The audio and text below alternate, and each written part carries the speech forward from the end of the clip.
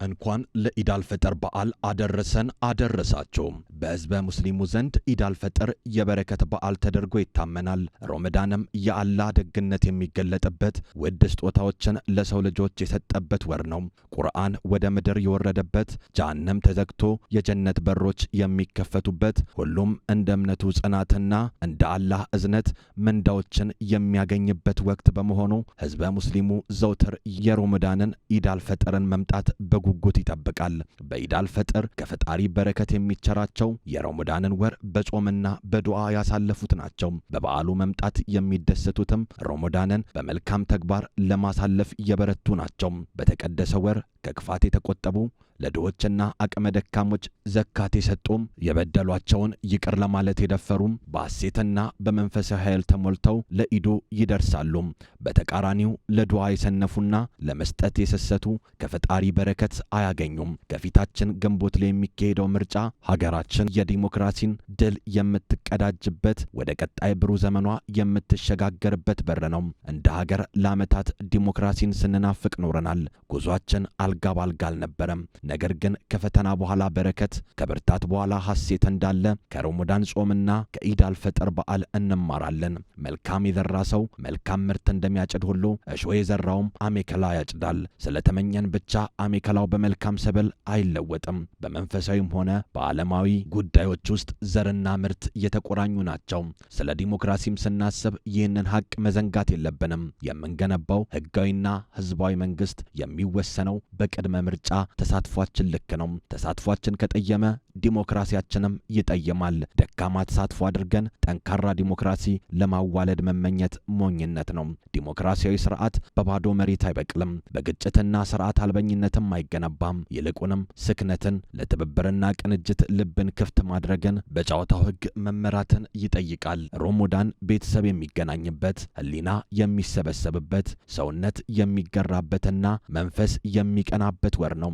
ኢድ አልፈጥር ደግሞ የሰውን ልጅ ጤናማ ግንኙነቶች የሚያመለክት በዓል ነው። የሰው ልጅ ከፈጣሪው ጋር ከራሱ ጋርና ከወገኑ ጋር የሚኖረው ግንኙነት ጤናማ ካልሆነ ጠቅላላ ህይወቱ ጤናማ አይሆንም። በረመዳን ወቅት ጾሙ ሰዎችን ከራሳቸው ጋር ያገናኛቸዋል። ሰላትና ዱዓ ከፈጣሪያቸው ጋር ያገናኛቸዋል። አፍጥርና ዘካት ደግሞ ከማህበረሰቡ ጋር ያገናኛቸዋል። ኢትዮጵያውያን ጤናማ ህይወትን መምራት እንድንችል እነዚህን ሶስቱን ጤናማ ማድረግ አለብን። ሰው ከፈጣሪውና ከራሱ ጋር ያለው ግንኙነት ጤናማ ካልሆነ ለማህበረሰቡም ጠንቅ ነው። ሰው ከራሱ ጋር እየተጋጨ ከኖረ ከሁሉም ጋር ይጋጫል። ዛሬ ጦርነትን ባህል፣ ዝርፊያን ልማድ፣ ጥፋትን እሴት፣ ውድመትን ክብር አድርገው የሚኖሩት ሰዎች የመጀመሪያው ችግራቸው ከፈጣሪያቸውና ከራሳቸው ጋር አለመስማማት ነው። ውስጣዊ ባህሪያቱ ያልተስማሙለት ሰው ከማንም ጋር አይስማማም። እርቅ፣ ሰላም፣ ፍቅር፣ መግባባትና መስማማት የሚባሉት ነገሮች አይገቡትም። ሰው ከፈጣሪውና ከራሱ ጋር ከተስማማ ከማንም ጋር መስማማት ይችላል፣ ከእንስሳትም ጋር ሳይቀር። ለድንቢጥ እንኳን ቢሆን የራራ ሰው በፍርድ ቀን አላህ ይራራለታል ሲሉ ነብዩ መሐመድ ያስተማሩት ለዚህ ነው።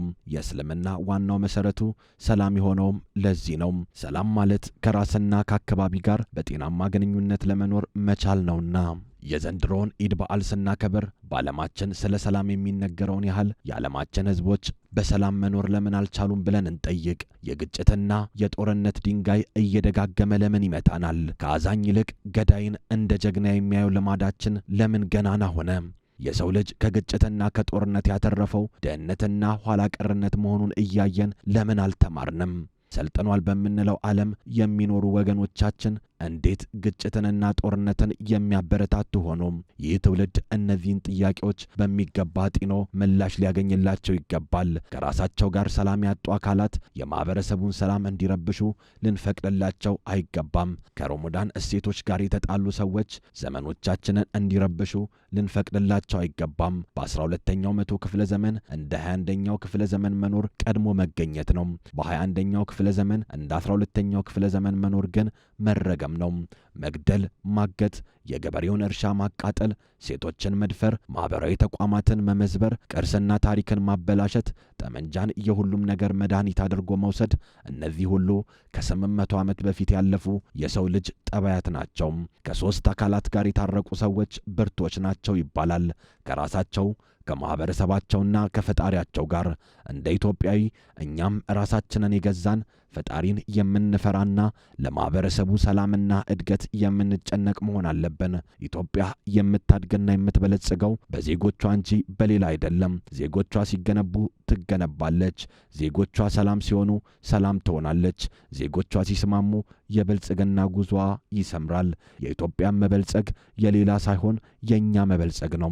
ስለሆነም ኢትዮጵያ እንድትበለጽግ የሚፈለገብንን መስዋዕትነት ሁሉ የመክፈል ኃላፊነት የኛ ነው። የኛ ልፋት ከዛሬ አልፎ ለትውልድ ይተርፋል። ሀገር መውደዳችን የሚታወቀውና መልካም ዜግነታችን የሚገለጠው በስራችን ነው። ነብዩ መሐመድ ምርጥ ሰዎች ማለት ሌሎችን ለመጥቀም እየበረቱ ሰዎች ናቸው ብለው ያስተማሩትም ለዚህ ነው። ይህንን የኢድ አልፈጥር በዓል እነዚህን መልካም እሴቶች እያሰብን ሶስቱን ጤናማ መስመሮችን እያጸናን እንድናከብረው አደራ ላለው። በድጋሚ መልካም የኢድ አልፈጥር በዓል ይሁን። ኢድ ሙባረክ።